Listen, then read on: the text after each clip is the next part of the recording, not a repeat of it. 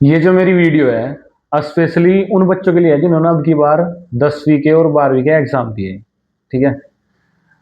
और उनके mummy papa के लिए बहुत ज्यादा जरूरी, या फिर उनके बड़े भाई बहन उनके लिए है। ठीक है।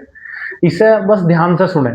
मैं इन 2-4 मिनट में आपको क्या कहना चाह रहा हूँ। ठीक है। ये आपकी पूरी लाइफ के लिए, खासकर जो आगे पढ़ाई में जाने वाले बच्चे हैं उनके लिए ये चीज बहुत ज्यादा जरूरी है। ठीक है। ध्यान से सुने। जो गलती हमने करी अपनी लाइफ में वो ना करें बिल्कुल भी। इन चीजों को फॉलो मत करें। ठीक है। क्योंकि ज्यादातर जो स्टूडेंट हैं उनके मम्मी पापा हैं वो वेट कर रहे रिजल्ट का, कि भाई जैसे ही रिजल्ट आएगा उसके बाद हम ये सोचेंगे कि हाँ क्या करना, किस स्ट्रीम में ना एडमिशन दिलवाना, कौन सा सब्जेक्ट दिलवाना, साइंस, मैथ, बायोलॉजी। ठीक है।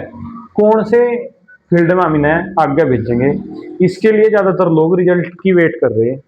बट हकीकत क्या है? हकीकत ये है कि जो 12वीं का रिजल्ट था वो मेरा भी मतलब ठीक ठाक ही था। इतना ठीक ठाक था कि मैथ में मेरे नंबर थे 96, फिजिक्स में थे 93, और केमिस्ट्री में 72, इंग्लिश में 62 नंबर थे। ठीक है। तो मेरा रिजल्ट काफी हद तक ठीक था, जैसा आपको सुनकर लगा ही होगा। टोटल जो है 81% था। उसके बाद क्या क्या मैं गलती करी कि अब तक हम कामयाब नहीं हो पाए किसी फील्ड में अच्छी तरीके से।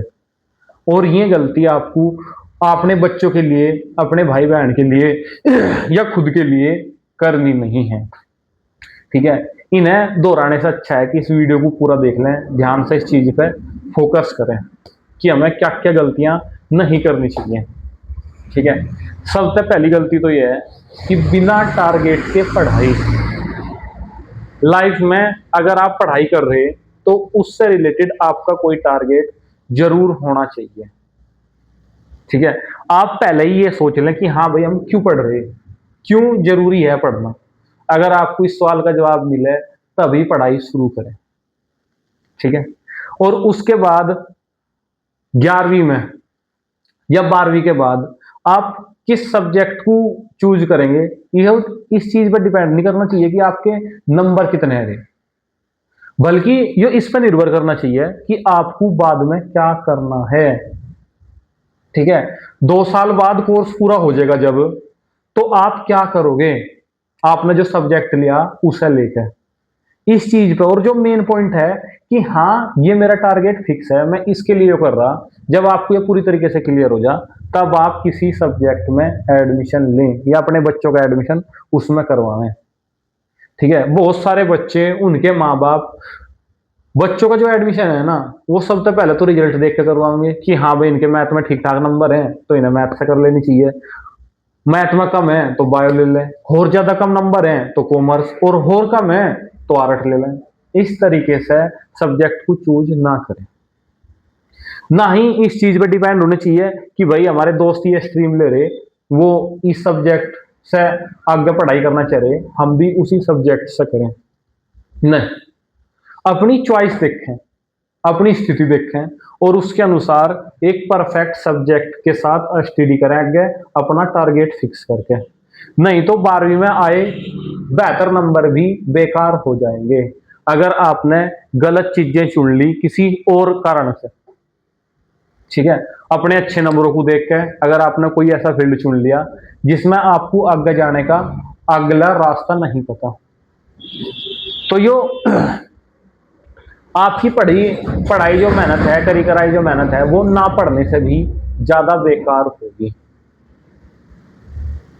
ठीक है।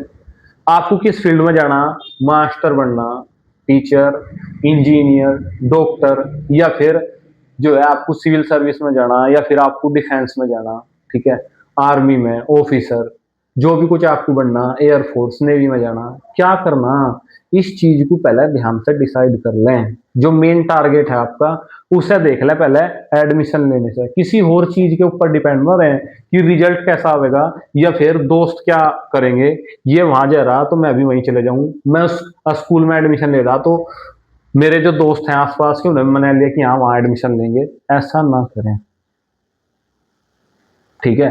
अपना मेन टारगेट सेट करें। दिखावे में बिल्कुल ना चले कि हाँ भाई साइंस स्ट्रीम बहुत अच्छी है, उसके बच्चों को बहुत अच्छा माना जाए, जल्दी जॉब मिल जाए। ये बस खम्मा खाई की बातें हैं। या फिर कॉमर्स ले लो, आर्ट ले लो, आप चूज करें। अगर आप सिविल सर्विस में जाना चाह रहे हैं तो आपके लिए जो मेन आर्ट स्ट्रीम है, जिसे कहते हैं ह्यूमैनिटीज कहते हैं, जिसे जिसमें हिस्ट्री, पॉलिटी, ज्योग्राफी, इकोनॉमिक्स, ये सब्जेक्ट आप चूज कर सकें, आपके लिए वो ज्यादा बेहतर है।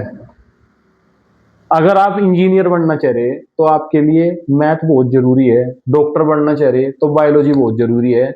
और अगर आप जो है चार्टर्ड अकाउंटेंट जैसे सीए बनना चाह रहे हैं, ठीक है, या फिर आपका जो है बैंक की नौकरी में ज्यादा इंटरेस्ट है, तो आपके लिए कॉमर्स स्ट्रीम ज्यादा बेहतर है। ठीक है।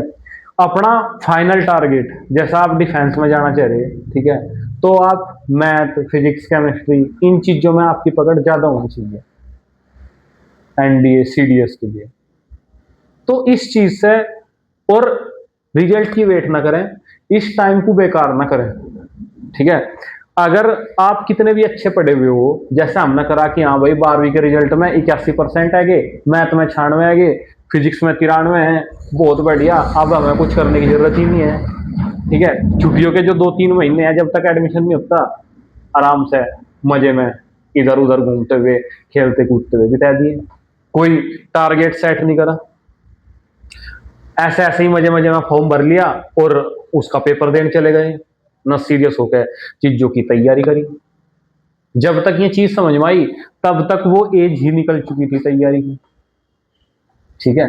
तैयारी में आप भी हैं, कर भी रहे तैयारी, और आने वाले टाइम में रिजल्ट अच्छा भी रहेगा भगवान ने चाहा। बट अभी तक जो हुआ, जो उम्र निकली इस चक्कर में कि पहले ही टारगेट डिसाइड नहीं करा। 12वीं में 80% से ऊपर लाने का टारगेट डिसाइड था, बट उसके बाद क्या करना ये चीज डिसाइड नहीं थी। तो ये गलतियां ना दोहरावें। ठीक है। देख दिखावे के चक्कर में अपने बच्चों को किसी मेन स्ट्रीम में ना भेजें, जैसे साइंस है, बायोलॉजी है, मैथ है। आई बात समझ में? आराम से बैठ के उनसे पूछें कि वो आगे किस फील्ड में जाना चाह रहे हैं। ठीक है।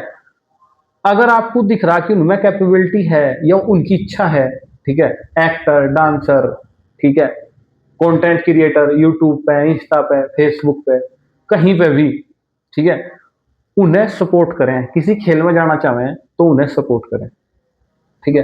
ऐसा नहीं है कि पढ़ाई के क्षेत्र में ही वो ज्यादा आगे जा सके, संभावनाएं कहीं भी हैं, बस आपकी इच्छा होनी चाहिए और लगातार उस चीज में मेहनत करने के लिए आप दृढ़ संकल्पित होने चाहिए। फिर एक दिन ऐसा आएगा कि कामयाबी आपको जरूर मिलेगी। पर जब तक इन चीजों की हमें समझ आवे, हमारे मम्मी पापा को समझ आवे, तब तक बहुत देर हो चुकी होती है।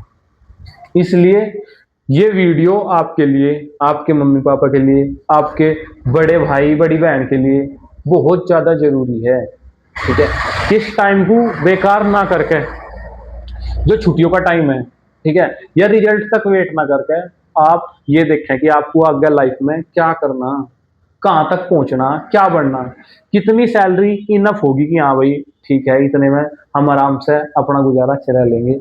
इस चीज की जो सोच है ना, वो कहीं एडमिशन लेने से पहले होनी चाहिए। आप किस मेन कोर्स में एडमिशन ले रहे, उसके बाद आपको क्या करना, ये पहले क्लियर होना चाहिए, उसके बाद आप कहीं एडमिशन लें। ठीक है। टाइम रहते थोड़ी मेहनत भी करेंगे ना लगातार, तब भी रिजल्ट अच्छा होगा। टाइम निकट जाने के बाद आप ज्यादा मेहनत भी करेंगे ना, तब भी आपको वो रिजल्ट नहीं मिलेगा जो आप चाहो। ठीक है। तो बस इस वीडियो का मेन संदेश यही है जो मैं आप तक पहुंचाना चाह रहा, और वो ये है कि सही समय रहते आप चीजों को जान लें। ठीक है। बच्चों को ज्यादा प्रेशराइज ना करें। अपने सोसाइटी को देखते हो या ये देखते हो कि क्या स्ट्रीम आजकल ज्यादा चल रही, उसमें उन्हें उनकी बिना मर्जी के ना धकेल लें। या पहले ये डिसाइड कर लें कि हाँ भाई फाइनल टारगेट ये जॉब है और इसका जाने का रास्ता इस तरीके से है।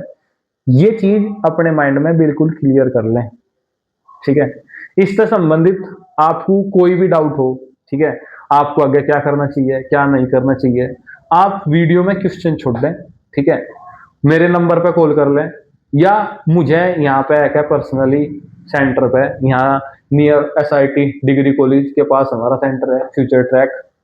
ठीक है, यहाँ है क्या आप मिल सकें और जितनी भी हेल्प हो सकेगी आपकी करी जाएगी। और ये चीज बहुत ज्यादा जरूरी है, क्योंकि दूसरी सबसे बड़ी कमी बच्चों में ये भी है कि वो बस अपने पास के ऑप्शन पे ही ज्यादा निर्भर रहे। ठीक है, किसी ने भी पास वाले ने कुछ कह दिया, उस चीज की ज्यादा वैल्यू है, ना कि वो अच्छे तरीके की खोज में कहीं दूर जाते किसी और के पास, टीचरों के पास, अपने बड़े भाई के पास, माता पिता से कभी इस चीज पे किसी से भी डिस्कस नहीं करते कि हमें क्या करना चाहिए। तो खुल के ये चीजें पूछो। ठीक है, सिर्फ उन्हीं टीचरों से नहीं जिन पर आप पढ़ रहे हैं, या अपने आसपास के लोगों से ही नहीं, कहीं दूर भी जाओ, जितना भी आपको हो सके। ठीक है, आपके आसपास जितने भी टीचर पढ़ा रहे हैं, जितने भी लोग हैं स्कूल कॉलेजों में, सब में ये जाकर देखें कि हाँ कहाँ आपको बेस्ट मिल सकता है, उसके बाद ही पढ़ना शुरू करें। ज्यादातर बच्चे जैसे 12वीं के बाद एक गलती हो भी रहे 10वीं में, ठीक है, 12वीं में, उसके बाद कि डिस्कस ही नहीं करते। आपके एरिया में जितने भी टीचर हैं, आप सिर्फ किसी एक ही टीचर या आपके कुछ जानकार हैं, आप उन तक ही सीमित रहें जानकारी के मामले में। जबकि एक दो बार किसी से बात कर लेना, डिस्कस कर लेना इतनी बड़ी बात नहीं होती जिससे हम डरते रहें। ठीक है, तो इस झिझक को भी दूर करें, खुल के कई राय ले पहले, और उनमें से अपने लिए बेस्ट राय को चुने। ठीक है, तो इसी के साथ ही आप सभी को बेहतर भविष्य की हार्दिक शुभकामनाएं। आप इस वीडियो को ज़्यादा से ज़्यादा उन बच्चों तक जरूर शेयर करें, उनके मम्मी पापा तक, जिन्होंने अब की बार 10वीं के और 12वीं के एग्जाम दिए। ठीक है, ताकि उनका भविष्य संवर सके और सही टाइम रहते उन तक सही जानकारी पहुंचे। धन्यवाद।